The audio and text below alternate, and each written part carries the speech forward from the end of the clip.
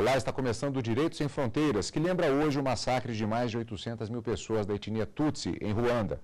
O genocídio completou 20 anos em 2014. A crueldade dos assassinos e a passividade da comunidade internacional são motivo de discussão até hoje. Para aprofundar o debate, eu recebo aqui o mestre e doutor em Direito e professor de Direito Internacional, Ricardo Macau, e o professor e doutorando em Relações Internacionais e especialista em Intervenção Humanitária, Rafael Rocha. Antes, vamos acompanhar uma reportagem sobre o tema da semana.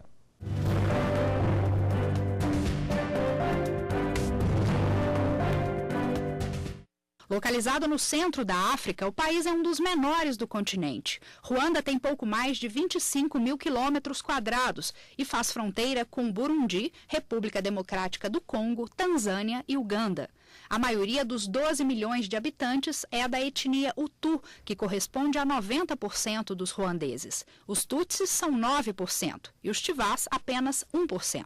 Os alemães foram os primeiros a dominar o território na segunda metade do século XIX. Mas a derrota dos germânicos na Primeira Guerra Mundial fez com que a Bélgica assumisse o controle. Já com o fim da Segunda Grande Guerra, coube à ONU administrar o país até a independência, em julho de 1962. A história de Ruanda foi marcada por inúmeros conflitos entre as duas etnias predominantes. Durante a colonização da Bélgica, os Tutsis foram os escolhidos para governar o país.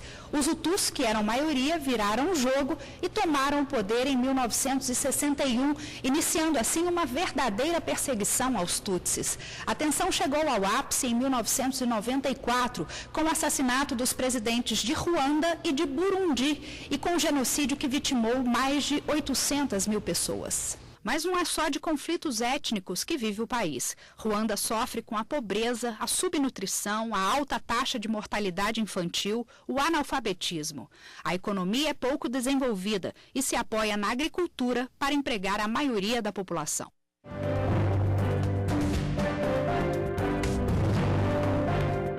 Um exemplo que eu uso bastante em alguns programas que têm uma temática semelhante, que puxa, por algum motivo, esse fato extremamente triste da história do mundo, é o fato de que a história que nós tivemos daquele general canadense, né, que chegou a escrever um livro que se transformou posteriormente o relato dele em filme, que era Apertando as Mãos do Diabo, pela situação em que ele ficou, que as pessoas eram massacradas e ele tinha ordens no sentido de não intervir.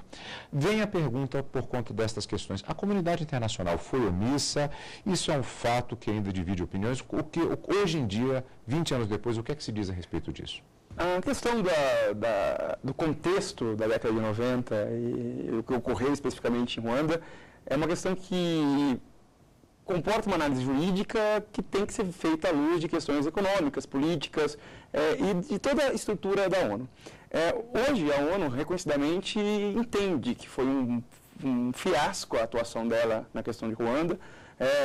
Na ocasião de 20 anos do início do massacre de Ruanda, o secretário-geral da ONU escreveu um texto e reconhecendo que as Nações Unidas realmente falhou em evitar o conflito e que os países ocidentais, em geral, não se pronunciaram da maneira adequada e, principalmente, que aquela situação específica de Ruanda serviu para o aprimoramento do sistema internacional. Eu sei que essa justificativa não é razoável perto da trágica situação que ocorreu. Eu sei que essa justificativa não diminui o senso da tragédia, a perplexidade do ocorrido, mas hoje nós temos um Tribunal Penal Internacional que foi criado após a década de 90, nós temos uma atuação da ONU mais voltada para questões humanitárias. Nós temos, inclusive, uma concepção, no qual o Dr. Rafael é especialista, de que a ONU hoje criou uma teoria, uma doutrina chamada responsabilidade de proteger. Questões que envolvem violação aos direitos humanos ou humanitários não podem mais ser analisadas como questões internas do Estado. Então, há um reconhecimento da ONU e dos Estados, especialmente Estados Unidos. Os Estados Unidos não chegaram a oficialmente pedir desculpas pelo ocorrido, mas houve visitas de chefe de Estado logo após o massacre, houve um sentimento de consternação ao ocorrido, e acho que a principal prova de que a sociedade internacional entende que houve uma omissão generalizada em relação à Ruanda é que a reconstrução do país foi custeada pelos países. A posição do governo dos Estados Unidos, sobretudo, e da Organização das Nações Unidas, ela vem relacionada com a crise da Somália, em 1992. Houve essa primeira intenção das Nações Unidas pós-Guerra Fria de agir, então, sobre o capítulo 7, ou seja, do uso da força das Nações Unidas, numa crise humanitária. Mas o mandato não era adequado às circunstâncias. E aconteceu que muita gente disso ultrapassaram a linha de Mogadiscio, né? Porque aí houve a derrubada de 3 helicópteros norte-americanos e houve o linchamento de capacetes azuis, sobretudo americanos, em praça pública, o efeito CNN, isso repercutiu na opinião pública americana. Como que nós estamos salvando um país e nós somos recebidos dessa forma? Né? Isso em 92 repercutiu em 94, pela omissão ou pelo receio de agir da mesma forma, erroneamente, sem antes um debate profundo entre a comunidade internacional. Esse cenário que aconteceu na época, eu pergunto se justamente não há uma determinada semelhança com o debate que nós temos hoje em dia com relação à situação do chamado Estado Islâmico. Houve um desenvolvimento por meio de processos como esse, de situações como essa, em que esse debate ele pode se dar de uma maneira mais segura e mais célere, ou sempre é caminhar sobre ovos quando há situações desse tipo que prevêem a possibilidade de uma intervenção e o perigo de vidas que em uma determinada região pode estar correndo perigo? A questão da intervenção, ela vem, né, desde a anterior à criação das Nações Unidas e provavelmente, infelizmente, vai repercutir ainda por alguns anos. Mas a questão do Estado Islâmico e do massacre de Ruanda são completamente distintas. Porque em Ruanda houve, já desde a colonização, como a gente viu aí no vídeo, houve uma instrumentalização das etnias pró dos colonizadores. E isso, depois da independência, repercutiu politicamente, né, entre a disputa política entre as duas etnias. Na verdade, as duas etnias não brigam entre si, porque são partidos políticos, né, que buscam o poder. Era um conflito interno. Já o Estado Islâmico, ele tem uma outra dimensão, né, de tornar um grande califato aí no Maghreb e Oriente Médio.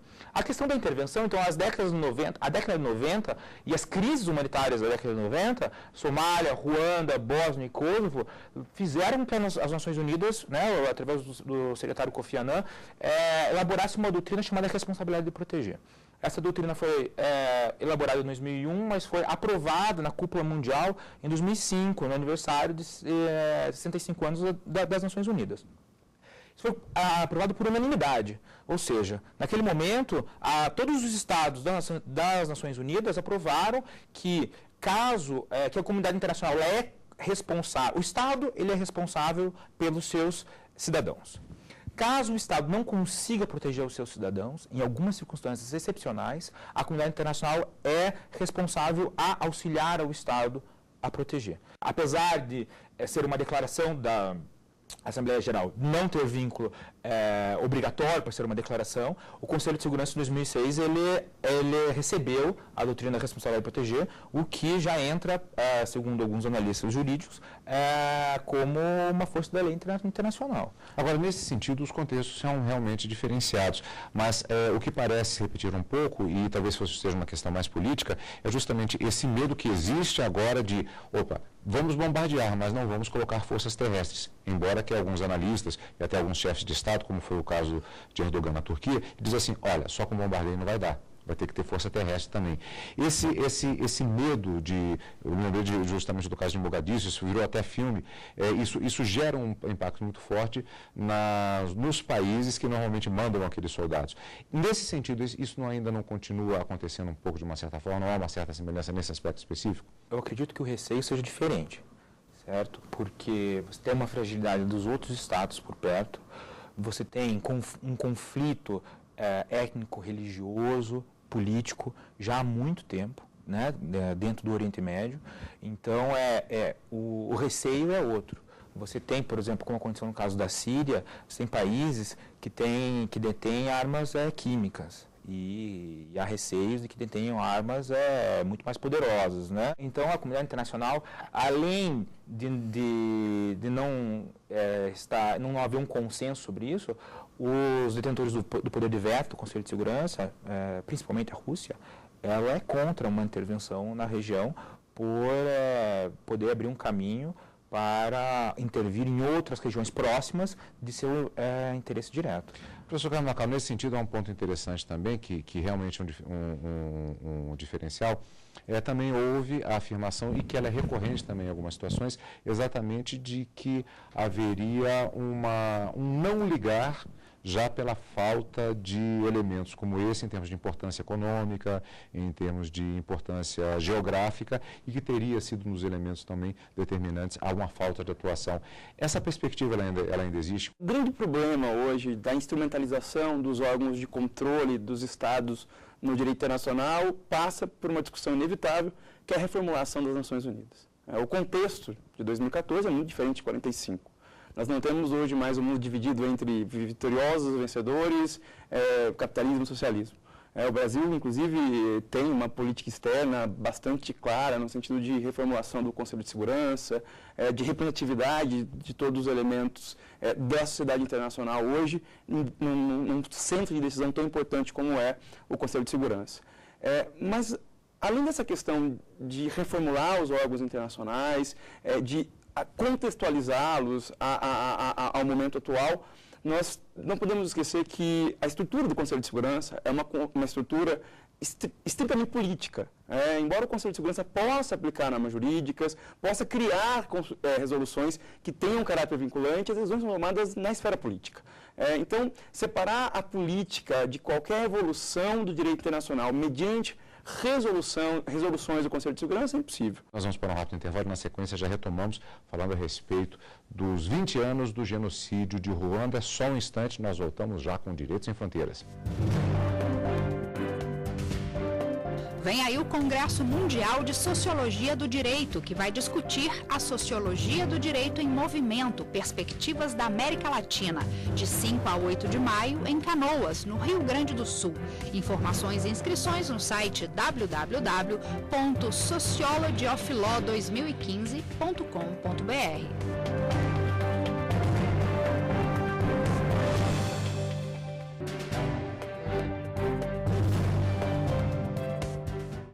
O Direito Sem Fronteiras está de volta para continuar o debate sobre o genocídio em Ruanda. O massacre de mais de 800 mil pessoas completou 20 anos em 2014.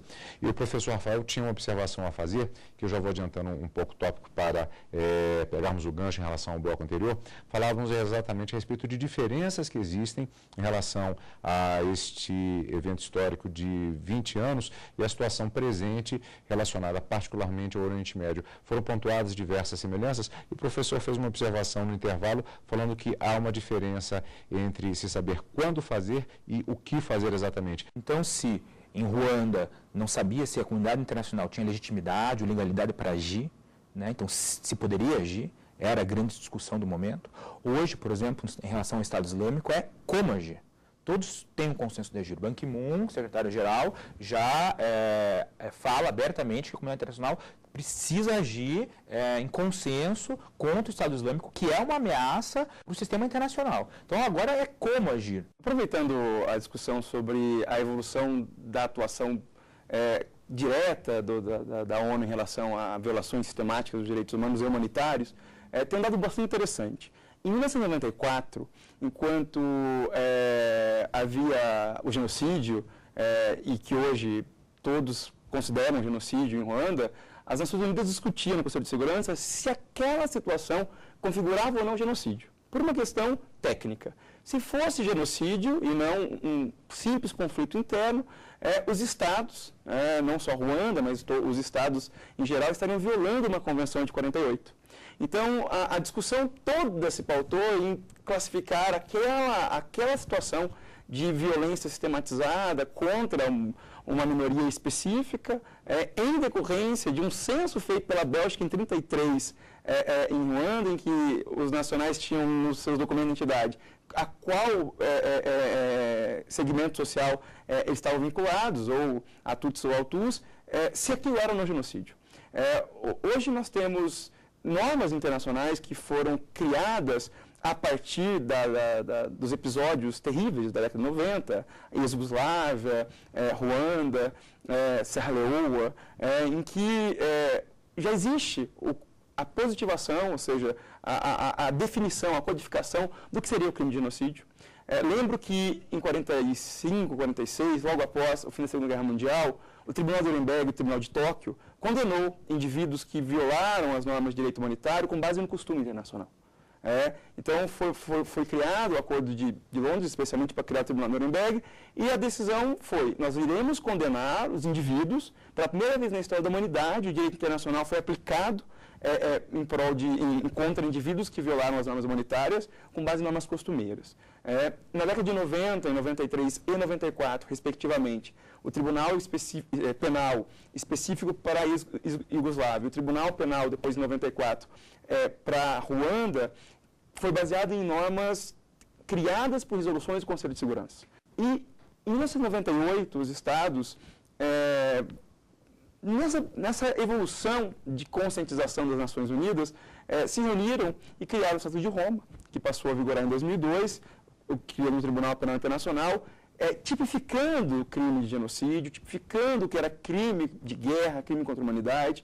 Então, pensando numa visão estritamente dogmática e jurídica, nós temos sim um avanço normativo, nós temos hoje uma maior consciência jurídica e elementos instrumentais para coibir fatos como o que ocorreu em 94 em Ruanda. Falta, óbvio, vontade política em algumas situações. Voltamos àquele ponto que o professor disse que a estrutura da Organização das Nações Unidas, ainda baseada no modelo de 1945, ela já está bastante superada. O grande problema do direito internacional em geral, para alguns, é a ausência de órgãos de execução. Mas isso não pode ser tido como um problema, porque o direito internacional é um direito que basicamente disciplina relações entre Estados soberanos. Não se pode negar o princípio que garante aí a soberania, que garante a igualdade entre os Estados. Em relação à estrutura executiva, eu acredito que nós não temos muito o que criar para obrigar um Estado a cumprir compulsoriamente decisões internacionais. Nós tivemos uma evolução muito grande nos últimos anos, que foi a possibilidade de aplicar sanções diretamente a indivíduos, geralmente chefes de Estado, comandantes de forças armadas, que, encabeçando situações de conflito, dizimavam e fomentavam as violações aos direitos humanitários e aos direitos humanos. Então, eu acredito que o caminho seja, sem dúvida nenhuma, aumentar a representatividade política das Nações Unidas, aumentar o poder de análise das questões que são levadas à ONU, acreditar, na verdade, no maior comprometimento voluntário dos Estados no direito internacional, porque de 1945 para 2014 foram criadas várias cortes internacionais, foram criadas órgãos de monitoramento dos Estados. Então, nesse aspecto de execução de decisões, eu acredito que a discussão não tende muito a se proliferar no sentido de uma grande reforma no que diz respeito ao modo de executar as decisões, mas sim como trazer novos temas, como retirar do âmbito do Conselho de Segurança, especialmente, apenas os interesses dos 5 membros permanentes. No caso da criação do TPI, o Tribunal Penal Internacional, ele é um diferencial também nesse contexto? Sim, ele é um diferencial para julgar os crimes, julgar indivíduos, né? E a gente pode observar, então, essa mudança da consciência da comunidade internacional, porque se antes, em 1945, eram só Estados os membros da comunidade internacional, certo? O indivíduo, ele vai aparecendo cada vez mais. Não só na área penal, né, o indivíduo aparece, mas agora na área da responsabilidade de quem deve ser protegido. Ou seja, você inverte a lógica, né? Se antes os Estados se discutia quem poderia intervir numa crise humanitária, agora é quem deve ser protegido. Nós temos uma situação mundial hoje em dia de conflitos em potencial ou efetivamente ocorrendo em várias partes do mundo. É uma situação perigosa e que põe à prova essa sistemática que nós temos desenvolvida ao longo, em alguns casos, infelizmente desta forma, na experiência própria? O Conselho de Segurança não reflete mais a disposição de poder. Ele foi feito em 1945 pelos ganhadores da Segunda Guerra Mundial, mas não para tratar só para os ganhadores, mas para a comunidade internacional inteira, né? Não há mais esse respaldo, né, da legitimidade do poder, ou seja, o Conselho de Segurança, para ele poder tomar melhores decisões, ele tem, pelo menos os seus estados membros permanentes, ele tem que haver uma reforma, tem que haver uma ampliação, né, para haver maior legitimidade e maior democratização, vamos dizer assim, das tomadas de decisão. Um ponto fundamental em relação à situação que acontece quando temos situações como essa, é a questão do tempo de comunicação dos eventos. Então, hoje, olhando em retrospectiva, há uma, particularmente por conta do próprio desenvolvimento até de tecnologias, na época não existia, mas hoje em dia você vê não só brigas como a guerra na própria Síria, ela é documentada até nas redes sociais. Então, nesse sentido, há uma velocidade um pouco maior em termos de conhecimento, pelo menos de versões sobre fatos que talvez estejam acontecendo nesse momento. Mas, de qualquer maneira, há necessidade das autoridades internacionais que são responsáveis por esse acompanhamento, no sentido de que, vendo a retrospectiva é fácil, nossa, houve um massacre em Ruanda, mas hoje temos a notícia, está acontecendo um massacre em tal local. Esse tempo que decorre entre as informações e a sua confirmação, isso é um outro obstáculo também para que haja uma atitude efetiva, apesar de todos os mecanismos. Eu respondo essa pergunta voltando ao questionamento anterior, e o senhor logo vai me entender. Qualquer conflito coloca em xeque, coloca à prova o direito, especialmente o direito internacional. O direito internacional é um direito que ele é criado a partir da cooperação, da coordenação de esforços políticos. Nenhum país é obrigado, em regra, nós temos algumas poucas exceções no direito internacional contemporâneo, a se vincular a uma norma. Então, mesmo as normas de direito penal internacional, como é o caso do Tribunal Penal Internacional, o Estatuto de Roma, estão baseadas nessa vontade dos Estados em se autolimitarem. Então, esse avanço hoje normativo, ele está diretamente relacionado com o avanço da própria percepção do mundo. Hoje, o controle por parte dos governantes chega, inclusive, em aspectos internacionais. Nós temos aí movimentos de repúdio às ações de estados específicos no mundo inteiro. Uma intervenção ou apenas um apoio, que seja logístico, político, militar, econômico, a um país que viola sistematicamente normas internacionais, leva dentro do próprio país manifestações da população. E eu acredito que o caso de Ruanda, ele acaba explicando isso. A ONU criou o Tribunal Penal de Ruanda, o Tribunal ad hoc, como uma resposta para a sociedade internacional, que depois tomou ciência do que ocorreu em Ruanda, porque a primeira atitude da ONU foi retirar a sua missão, que era uma missão de observação, para o cumprimento de um tratado que havia sido feito com a Uganda, e algumas tropas, a Bélgica, a França, retiraram os nacionais, os estrangeiros de Ruanda. Alguns filmes que foram feitos, tem até um documentário que eu acredito que seja o que melhor retrata a situação, embora seja um documentário que deixa a gente um pouco perturbado quando a gente assiste, chama Fantasmas de Ruanda. Os militares que atuavam na missão da ONU, que era uma missão que não podia usar arma, a não ser na autodefesa, eles se defenderem, eles estavam proibidos de usar arma. Os soldados falavam isso, olha, nós conseguimos evitar o massacre, às vezes, de 100, 200 pessoas, dizendo que vocês não estão autorizados a entrar com essas facas na igreja. Vocês não podem entrar porque a ONU cuida dessa igreja. Então, perceba que esse controle que é feito hoje por parte da sociedade civil e da sociedade internacional, o que foi potencializado pela difusão da informação, pela difusão imediata dos acontecimentos, acaba obrigando os Estados a tomarem decisões um pouco mais enérgicas e a evitar a paralisia em situações como essa. Bom, eu tinha mais perguntas, é um tema complexo, profundo e com questões que são, eu diria, perturbadoras, como bem disse o professor, em relação a esse documentário, mas infelizmente o nosso tempo está esgotado. Eu queria agradecer muito a participação de ambos aqui nos estúdios da TV Justiça para falar de um assunto que não é propriamente agradável, mas que é fundamental para o entendimento e a tentativa de contribuir com a evolução das relações internacionais e mesmo das relações humanas. Muito obrigado pela participação. Eu conversei hoje com o mestre, doutor em Direito e professor de Direito Internacional, Ricardo Macau, e também com o professor e doutorando em Relações Internacionais e especialista em Intervenção Humanitária, Rafael Rocha.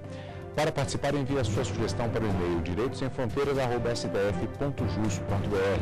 E para ver esta e outras entrevistas, basta acessar www.tvjustiça.jus.br. Até semana que vem. Tchau!